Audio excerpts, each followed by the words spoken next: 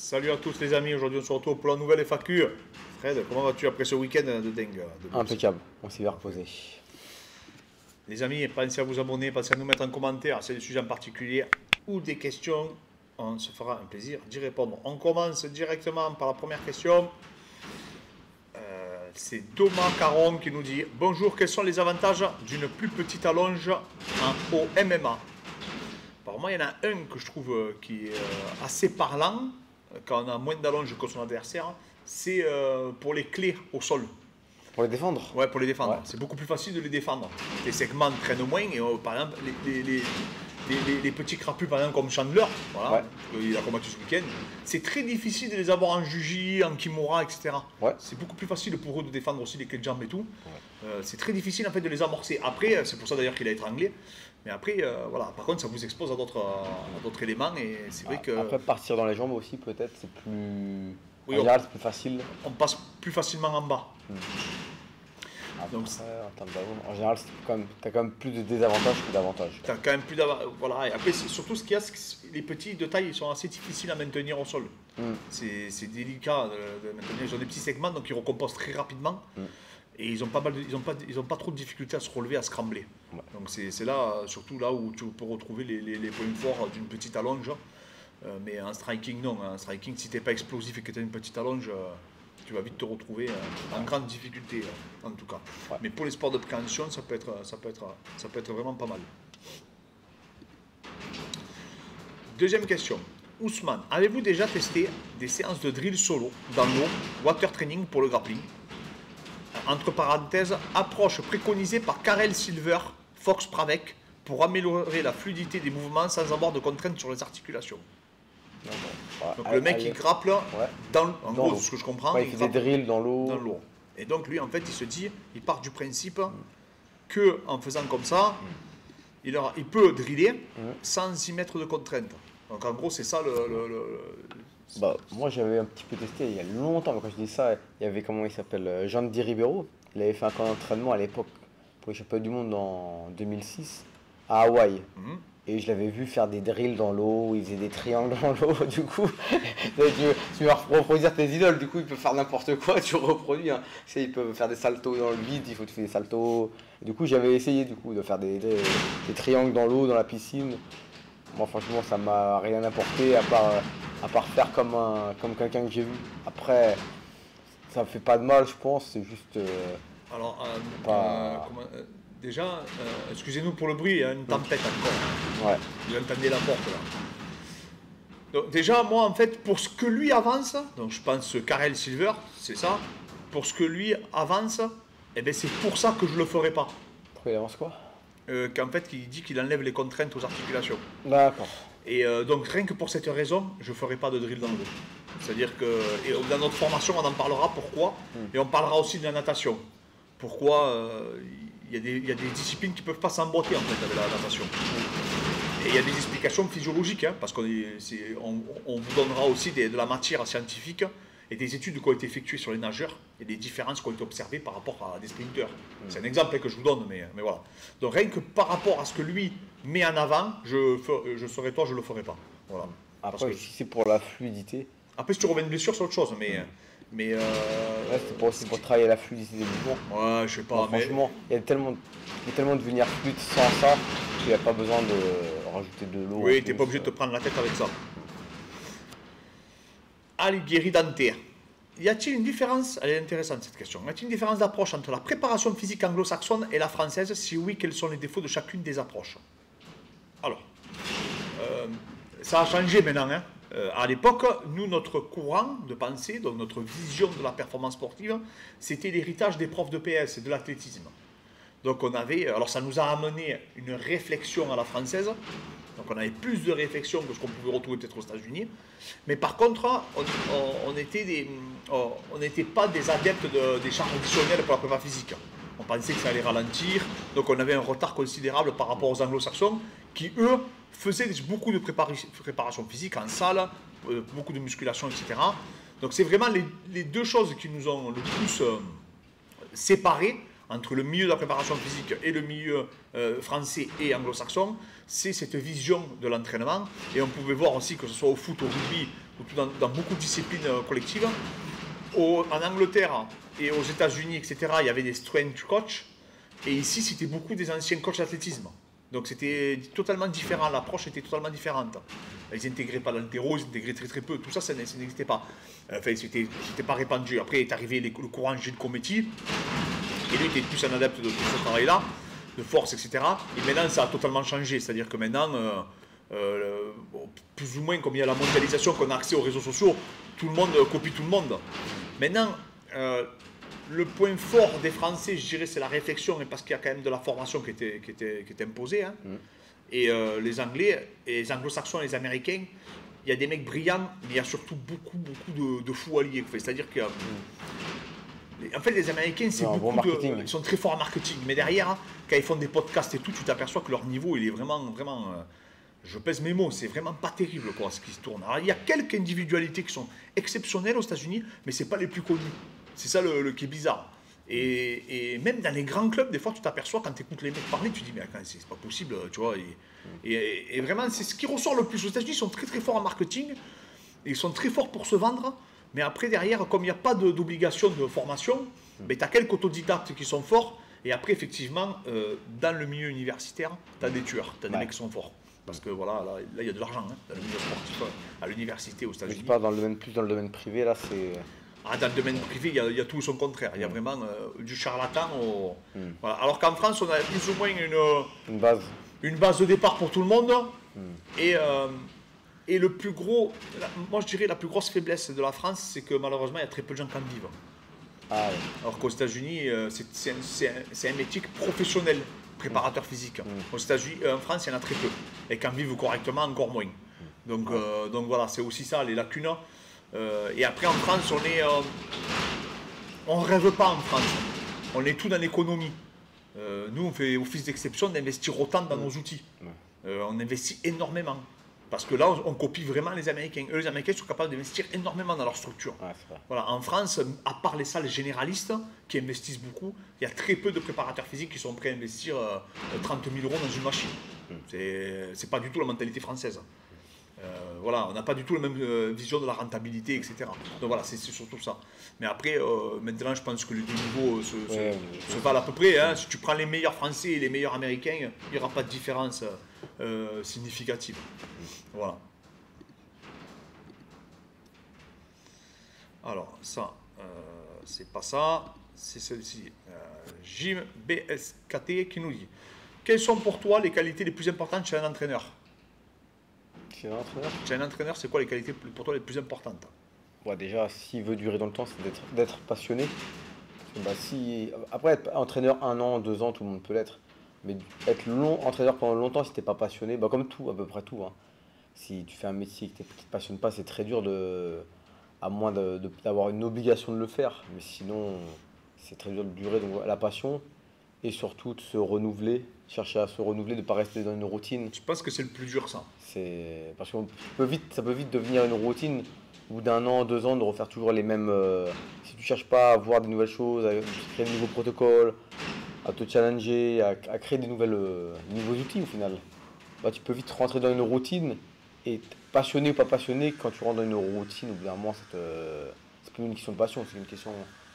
Tous les êtres humains, enfin c'est comme ça, tu te lasses d'une chose. Donc du coup, on va toujours se forcer à évoluer, à essayer à se former continuellement. Ouais. Donc du coup, de se renouveler.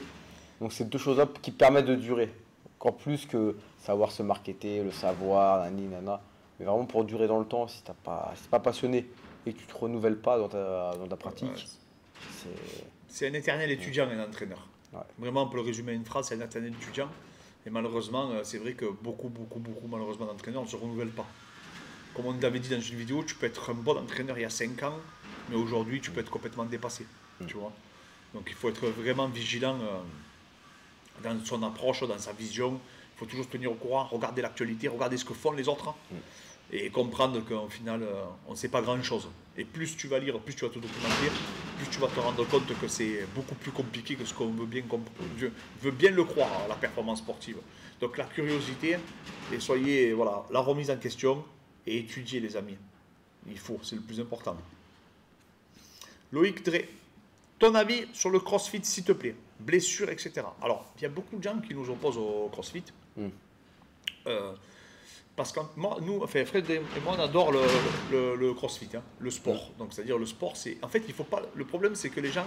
Et c'est pas le problème, c'est que c'est le CrossFit qui a voulu ça aussi. Mais c'est une méthode, en même temps, c'est un sport. Donc, c'est délicat. C'est le seul truc... C'est un concept et en même temps un sport, c'est... J'ai pas d'autre idée de notre discipline que ça a fait pareil, tu vois. Dit comme ça, peut-être qu'il y en a, hein, si on s'y penche dessus. Mais en fait, voilà, en fait, les gens... Ils parlent de méthode et comme c'est un sport en même temps, c'est vachement compliqué. Le CrossFit, pourquoi nous on adore? Parce qu'en fait, c'est le MMA de la prépa physique. Tu dois être le plus complet possible, tu dois répondre à des problématiques, tu dois être, voilà, tu dois maîtriser plein de champs de compétences. Donc c'est vraiment passionnant et c'est une discipline qui est infinie. Parce que tu ne sais jamais les épreuves dans lesquelles tu vas devoir t'aventurer. Par contre... C'est le MMA du fitness. Hein. C'est le MMA du fitness. Mais par contre... Et c'est là où on avait tous fait un peu fausse route, c'est qu'on pensait que le CrossFit allait nourrir le MMA. Et en fait, non. C'est les deux disciplines les plus chronophages, les plus exigeantes. Donc, elles ne peuvent pas cohabiter. C'est trop exigeant. Pour être bon en CrossFit et pour être bon en MMA. Ça, si tu me demandes notre avis, sur la performance. Maintenant, si toi, tu adores le CrossFit et tu adores le MMA, mais il faut en faire. C'est-à-dire que le plus important, les amis, c'est l'adhésion dans le sport. C'est tout. C'est-à-dire que si vous ne prenez pas de plaisir dans une discipline, comment vous allez tenir sur le long terme? C'est pas possible. C'est la base de tout. Donc un mec qui fait 3 WOD par semaine et qui après fait 2-3 cours de MMA, il n'y a pas de problème. C'est pas optimal, mais tu vas tenir sur la durée parce que c'est des sports qui te passionnent. Maintenant, c'est sûr que c'est difficile d'acquérir des compétences solides dans tous les compartiments du MMA, dans tous les compartiments du CrossFit, parce que c'est des disciplines ultra exigeantes. Techniquement, dans tout. Enfin, que ce soit en MMA ou en CrossFit, en haltéro, rien qu'en haltéro, acquérir une très bonne technique, c'est des répétitions, des heures de répétition, des heures de répétition.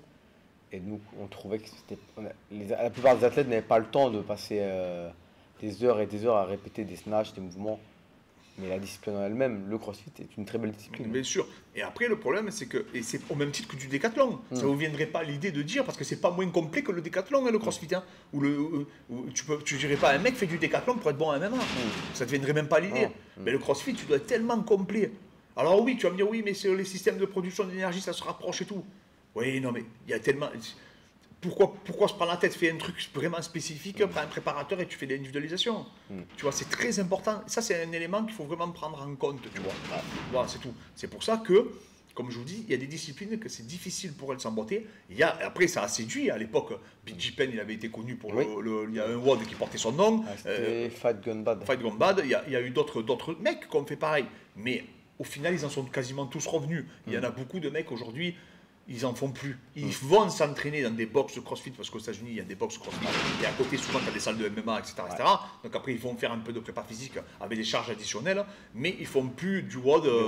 Voilà, ça n'a plus rien à voir. Donc en fait, c'est deux disciplines qui sont passionnantes, mais c'est deux disciplines, malheureusement, que l'exigence physique, athlétique, physiologique n'est pas trop compatible parce que c'est déjà que ça prend du temps pour être complet en MMA.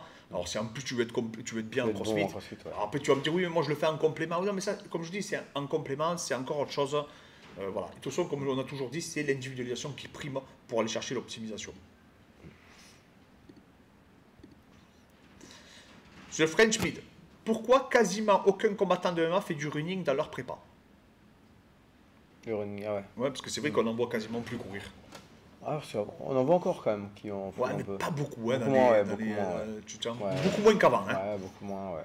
Bah, après, peut-être qu'ils se sont rendus compte pour la plupart que ça leur apportait très très peu. Pour beaucoup de temps passé. Ouais, quoi. Exactement. C'est toujours, parce que le running, quand tu regardes bien, c'est quand même exigeant au niveau pour le corps, pour tout. Bien sûr.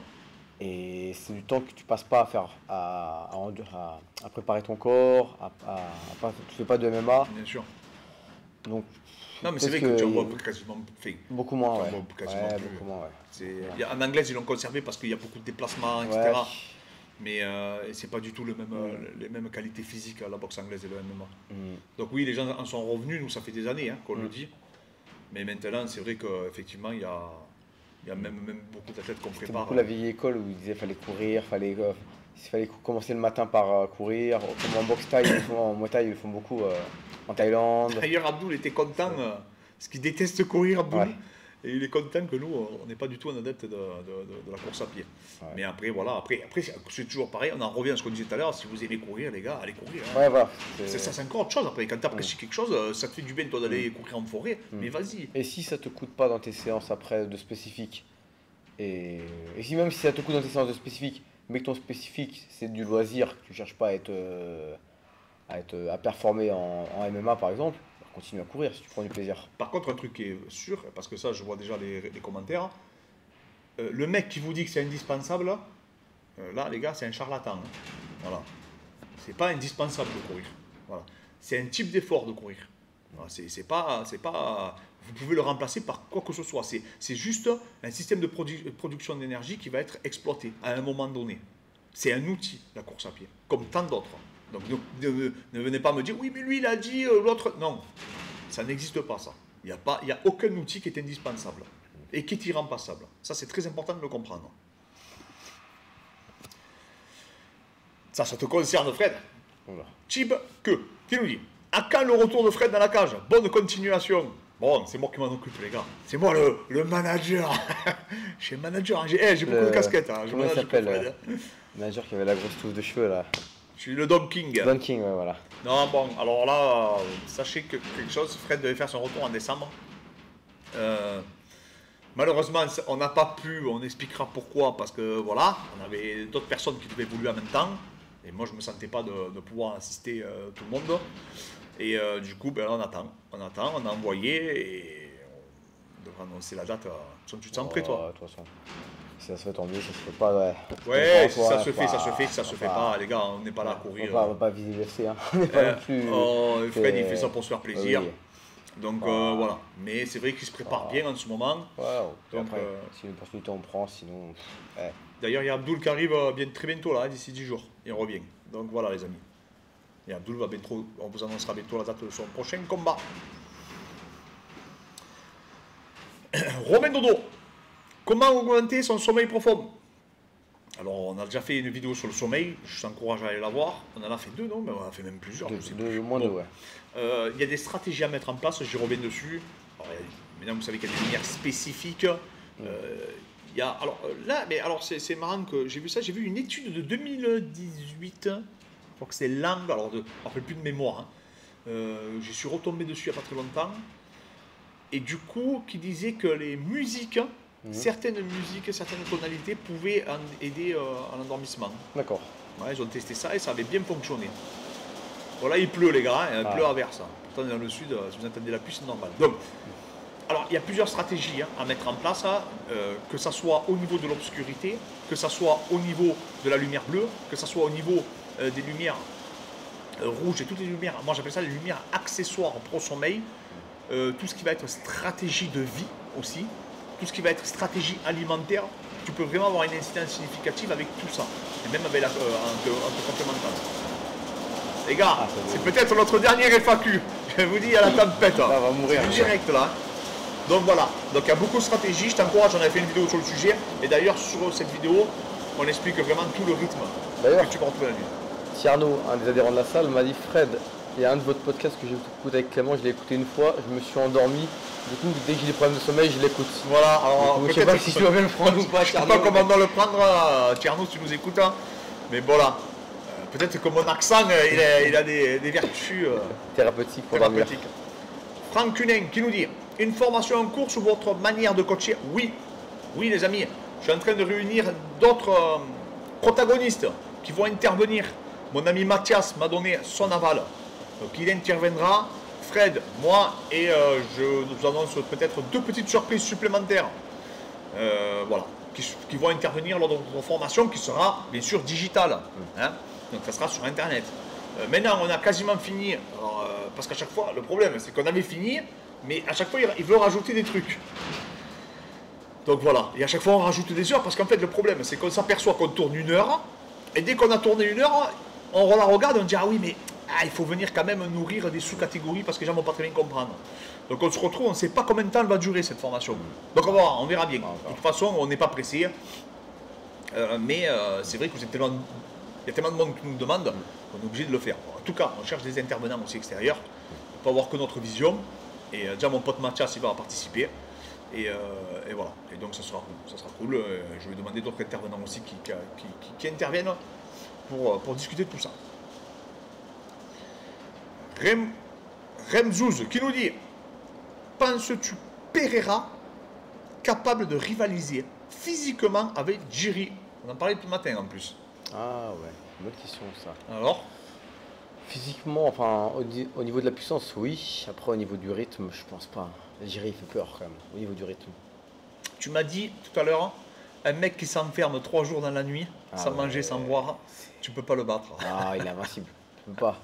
Non, Jiri, franchement, il a un rythme. En plus, il est lourd, hein, Jiri. Tout le monde dit qu'il a une force, c'est incroyable aussi. Il est plus puissant que Adesanya. Faut pouvoir gérer quelqu'un comme ça pendant 5 rounds. Ah, il est énorme, hein, physiquement. Par contre, Pereira, c'est un robot. Enfin, de toute manière, c'est deux Terminators qui s'affrontent. Ouais, voilà. Si les deux ceux qui ont s'affrontent. mis dans les commentaires là, c'était 1000. C'est vrai que c'est exactement ça.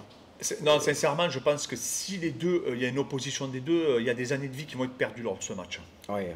Parce que là, ça va friter dans tout ça, c'est Chandler Poirier, hein, ça va friter dans tous les sens. Hein. Là, il y a la personne qui va chercher le sol. Hein. Donc, ils vont peut-être il y aura des appels et tout, mais ça va être là une guerre nucléaire. Toi, tu vois qui plus au niveau de la puissance, au niveau du rythme? Je pense que Jiri, il a plus de rythme. Moi, je pense. Ah, Jiri, il est fou. Il a ce côté. Mais après, il est déter, Pereira. Franchement, il est déter. Ouais. Après, Jiri, il est tellement atypique que c'est compliqué, les mecs qui sont atypiques. Et je pense que Jiri tape encore plus fort. Parce que Adesanya et Pereira, en fait, ses coups, ils sont quand même élancés, c'est des vrais coups de boxe. Jiri, des fois, tu le vois, il est là, il fait ça à des mecs. Les mecs, des coups, ils se désarticulent, quoi. Tu sais, il a des petits coups, tu sais, à la Johnny Hendrix à l'époque, qui mettait des coups bizarres, anodins. Et des fois, Jiri, tu le vois, il touche les mecs. T'as pas le sentiment que les mecs. C'est un peu comme Ferguson à l'époque. T'as pas le sentiment que le coup, il a été très puissant. Mais les mecs, ils titubent, tu vois. Et Jiri, il est tellement imprévisible que je sais. En fait, je sais pas si réellement, même si t'as un gros niveau en striking, je sais pas si réellement ça va t'aider contre lui. Parce que déjà, tu peux pas avoir de sparring qui peuvent émuler vraiment Jiri. Tu peux pas. C'est pas évident. Hein. Mais après, bon, s'il prend un crochet du gauche par Pereira, c'est toujours pareil. Hein. Il peut dormir lui aussi. Hein. Ouais. Les deux peuvent s'endormir, je pense. Maintenant, non, ça serait une opposition. Ça serait une opposition incroyable. Hein, et en plus. Il a vraiment la qualité physique pour le faire, le Pereira, le double titre. C'est vraiment. Oui. Parce qu'on voit qu'Adesanya, il n'a pas été loin à un moment donné contre Blachowicz. Et physiquement, Adesanya est quand même bien moins. Ouais, bien, mais on l'a vu. Non, mais après, si Glover, je pense, perd, ça va être une. Ah oui, Jiri contre Glover. S'il perd, je pense que oui, ça va être une perspective. Ouais, surtout qu'en plus, ils s'entraînent ensemble, ça peut être. C'est une passation de pouvoir. Ouais. Ouais, donc voilà, les amis. Donc la FAQ se termine. Merci encore à tous pour vos questions. N'hésitez pas à nous mettre les questions sous cette FAQ-là, les amis. On les sélectionnera. On vous remercie encore à tous pour vos mots, pour vos encouragements. Ça nous fait plaisir. Et on vous dit à très vite.